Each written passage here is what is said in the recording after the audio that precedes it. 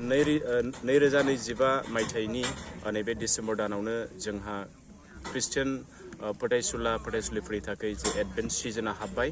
दा बे advent season हाबनाय लोगो लोगो जोङो जिसुनि जे जोनोम जानाय 25 डिसेम्बर बे सानखौ जों नेनानै थायो जेब्लायबो।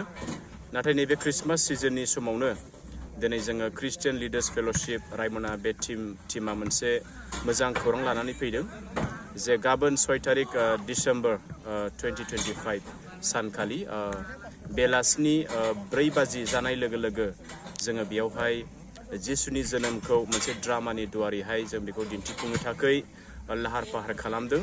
आरो बे ड्रामाखौ जोङो बांसिनै जों बेखौ मिथिनो हायो क्रिसमास कान्टाटा होननानै बुंनाय जायो।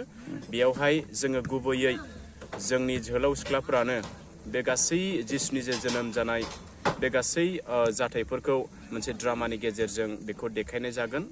जोङो सिगांनि समावबो इस्टारनि समाव जों इस्टार कान्टाटा जोङो नैबे रायमना फ्रेन्ड्स क्लाब प्लेग्राउन्डआव जों लादोंमोन।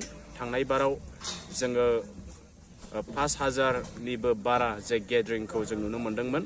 नाथाय नैबे देग्लायनि जे जागोन गाबोननि जे जागोन जे क्रिसमास कान्टाटा नैबे रायमना फ्रेन्ड्स क्लाब प्लेग्राउन्डआवहाय बेयाव जों आसा खालामदों 10,000निबो बारा बेयाव गेदारिं जागोन।